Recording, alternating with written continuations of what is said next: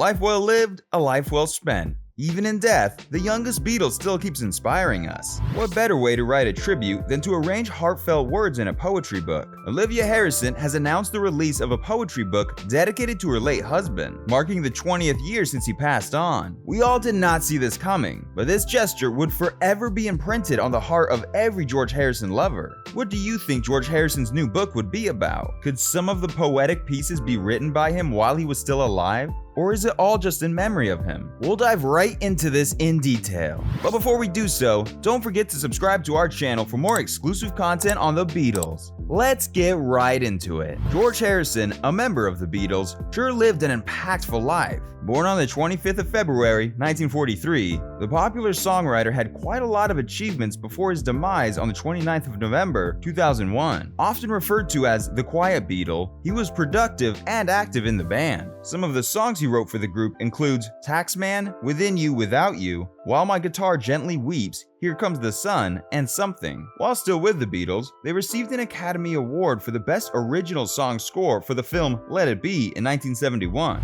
In December 1992, he became the first recipient of the Billboard Century Award, an honor presented to music artists for significant bodies of work. The award recognized Harrison's critical role in laying the groundwork for the modern concept of world music, and for having advanced society's comprehension of the spiritual and altruistic power of popular music. Today, George is remembered for making a large number of Westerners appreciate Eastern religion and music. He has been ranked number 11 in the list of 100 greatest guitarists of all time by Rolling Stone magazine. All of these notable achievements and more make him remembered always. One thing that was very easy to spot about George was his love for his guitar, his love for music, and his love poems. Even right in his lyrics, you will always see well-arranged composed poetic lines. Harrison released his first solo work in 1968 with the soundtrack to the psychedelic film Wonderwall. This was just right before the Beatles split up in 1970. The breakup, however, did not affect George as he continued to put out solo recordings.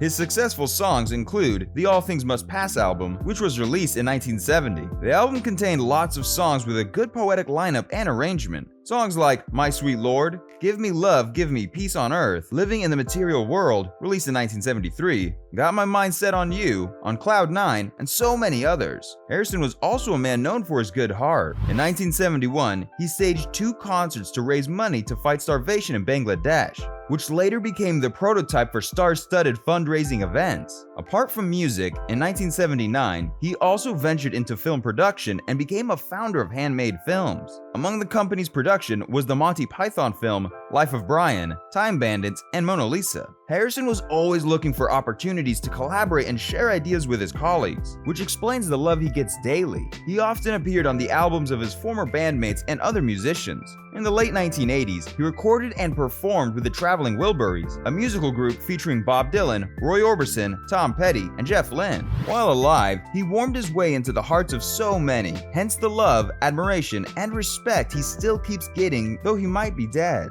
It's been said to him that George was a great believer in the fantastic language called music, and lots of people respected him for that.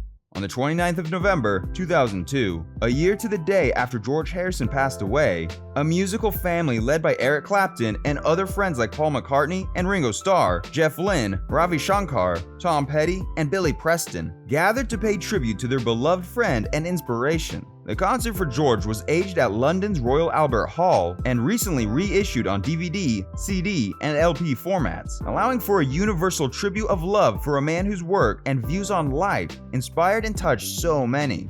Also, one of his bandmates, the closest to him, recorded a song in George's honor. The song title, Never Without You, is a tribute song from Ringo Starr to his former Beatles teammate George Harrison. The recording appeared on Starr's 2003 album, Ringo Rama, and was also released as a single. It's been over 20 years since the death of George Harrison, and his legacy still lives on. Considering his love for poetry, his widow Olivia Harrison thought it was wise to publish a book of poems dedicated to her late husband. According to Genesis Publications, the poems relate to the intimacy and emotional connection of the Harrisons' relationship, as well as an insight into the phenomenon of losing a partner and the passage of time. The poetry book also features photographs and mementos curated by Olivia, including never-before-seen images of the couple from Olivia's collection. Martin Scorsese, who directed the Harrison documentary titled Living in the Material World, talked about the new poetry book in a statement. Olivia evokes the most fleeting gestures and instants, plucked from the flow of time and memory, and felt through her choice words and the overall rhythm. She might have done an oral history or a memoir. Instead, she composed a work of poetic autobiography.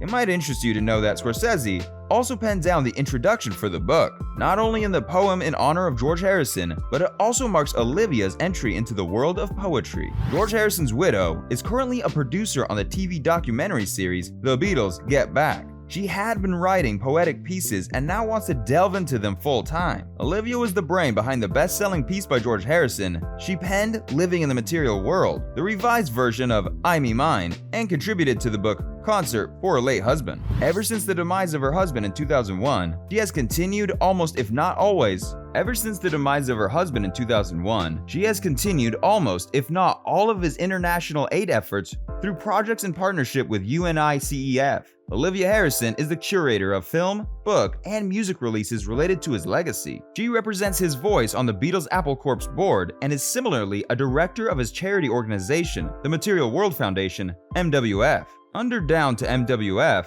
she has sponsored the preservation of film history in collaboration with American director Martin Scorsese. These restoration projects include short films by Charlie Chaplin and works from the 1940s Mexican cinema. The sweetest part about their relationship was the fact that she and her husband shared an interest in Eastern mysticism and spiritual practice. They met in the year 1974, and from then till George's death, it was a period of more optimistic, creative content in Harrison's music.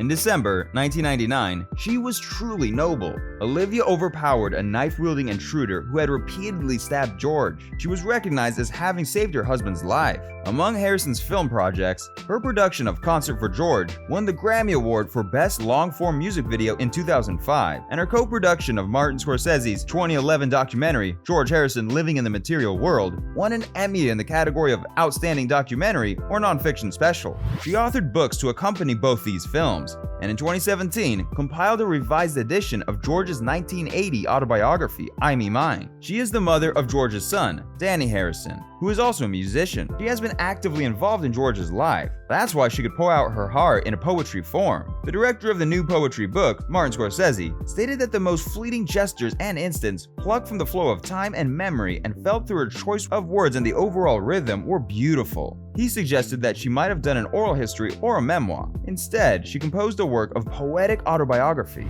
Here on the shore, 20 years later, my message in a bottle has reached dry land. Words about our life, his death, but mostly love and our journey to the end. Olivia Harrison drops excerpts in anticipation of the book. Came the Lightning marks the 20th anniversary. Remember, for his previous death anniversary, All Things Must Pass got a massive vinyl reissue with multiple new editions and previously unreleased material. The book, Came the Lightning, would be out on the 21st of June via Genesis Publications. The hard copy would be available in September and would be available to be shipped worldwide. A book of 20 poems dedicated to George to mark the 20th year of his demise. Such a gesture would not be forgotten in a long while, and of course, George Harrison's legacy lives on. That's all for today's video, guys. But before we end, what do you think about George Harrison's new poetry book? Do you think it may contain more intimate moments the couple shared? What do you think about his wife joining the world of poets? Let us know what you think in the comment section below. And if you haven't by now, ensure you subscribe to our channel so you don't miss any new updates about the Beatles.